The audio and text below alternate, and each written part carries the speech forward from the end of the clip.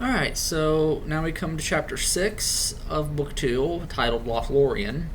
And in this chapter, the Fellowship has escaped from the mines of Moria. Okay? And they rest for a minute. And Gimli takes Frodo, and then Sam follows to Khaled Zaram, or the Mirror. They're in the Dimmeril Dale. And they look in the water. Now, mind you, it is broad daylight, but in the water, they see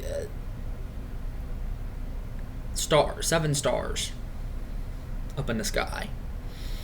Now, stars you can only see at night, not during the day. And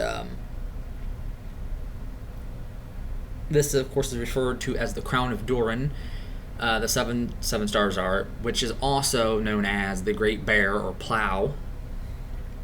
We had mentioned of that had been made back in the chapter Strider, back in book 1. So it's kind of magical water, I guess you could say. And this is what Durin saw when he first looked in it, when he first awoke. And of course, it was at a time when there was no sun and moon, and only the stars lit Middle Earth. And so Middle Earth was kind of like in twilight. And so it's basically, I guess you could say, imprinted in the water, what he saw, and it's still there, and you can still see it like that in broad daylight. But anyway, Aragorn tells them where they're going, which Boromir doesn't really like, because he's heard things in his land about Lothlorien, that people don't come back the same way that they went in, and which recalls, all the different folklore about fairies and elves in the real world. When a man goes into their realm, they don't come back the same. But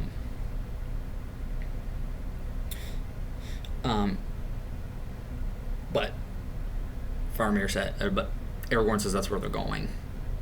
And at some point, Frodo tells them about them. He hears footsteps following them, and Aragorn's like, "Well, it doesn't matter what it is, because nothing evil comes into Lothlorien." Kind of like Rivendell, right?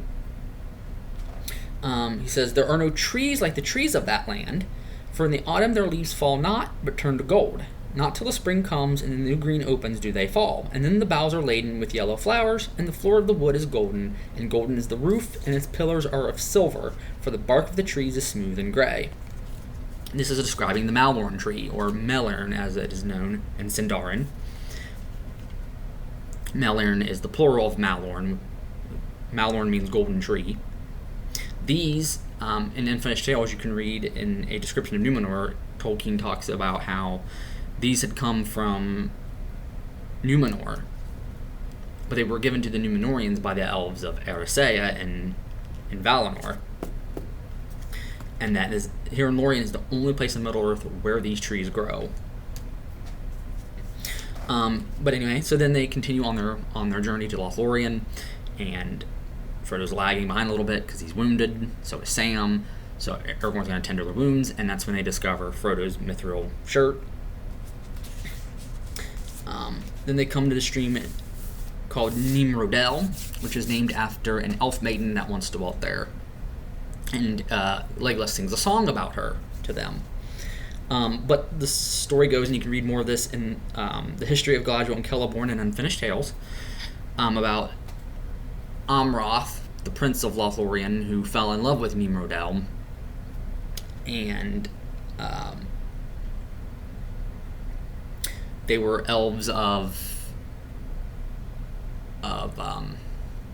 Lorien. But Tolkien does say in there that he toyed with the idea of Amroth possibly being the son of Galadriel and Celeborn, which I don't think was the final say-so on that. But anyway, elves of Lorien, they had a haven in the south in what would later become Gondor, where they would sail to Valinor, and she went there, and he followed, and he was lost searching for her. Well, one of her maidens had been lost along the way in the White Mountains, and she met I believe it was one of the Dunedain she was discovered by, and she married him. And from them come the princes of Dol Amroth. And you will meet one of these later in The Return of the King, a character that was cut out of the movies. But anyway, as it is getting dark, Aragorn tells them we're going to go up into the trees like the elves of Lothlorien. That's how they dwell. They have, like, basically, I guess you could call them tree houses up there. They're called flets by men, or talans by the elves. A flet, of course, is an Anglo-Saxon word, and it basically means the ground floor or floor of a house. And talan itself is Sindarin for floor or ground. So I guess it's I guess you could say it's kind of a treehouse kind of thing. It's kind of I imagine, I think it's like what,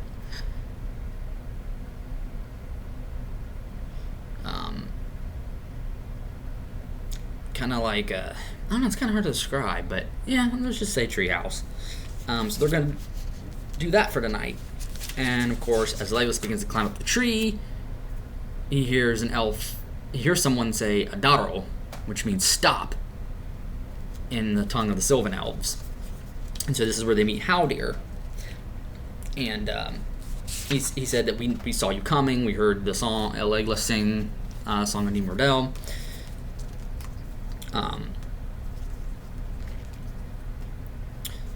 And as they stay there that night, Frodo sees some orcs, and then he sees what's been following them from Moria, trying to climb up the tree, and gets scared off by the elves. This is, of course, Gollum, who is still following them, but then we don't really hear much about him after that in the next couple of chapters.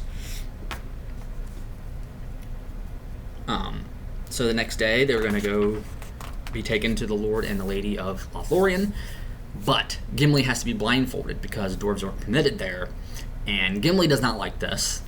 So Aragorn decides, you know what, as leader of the company, to make him feel comfortable, I say we're all going to be blindfolded, which Legolas isn't too happy with. He actually almost takes out his axe, starts fighting with him, but Aragorn prevents that.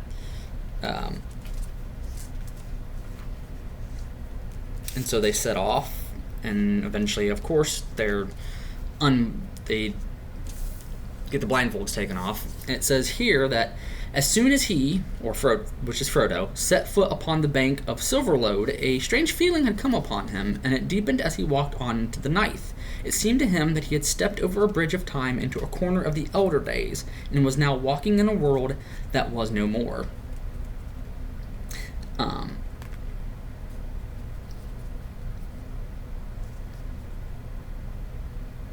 Elves, time for them flows differently,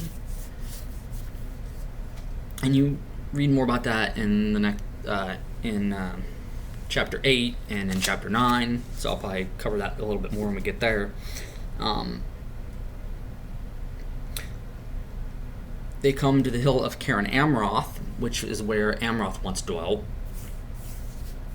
And they encounter flowers called Eleanor and Nifrodel, which Tolkien made up. These are Elvish names. Eleanor will become a name that will be important later when we get into the Return of the King.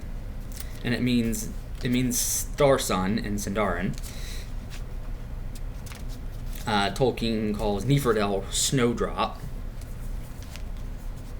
in our language.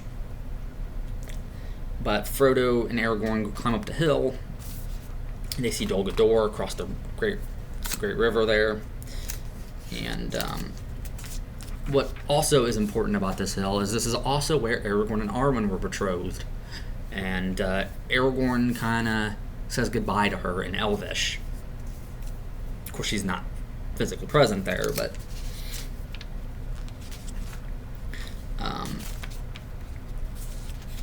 there you go. So they're now on their way to seeing the Lord and Lady of the Gladrum, which is what the people of Lothlorien are called. Of course, this being Galadriel and Celeborn. and we're going to see them in the next chapter. So that yeah, that's the end of that one. So I will end it here, and next video will be chapter 7, and yeah. So hopefully you enjoy this video, and I will see you later.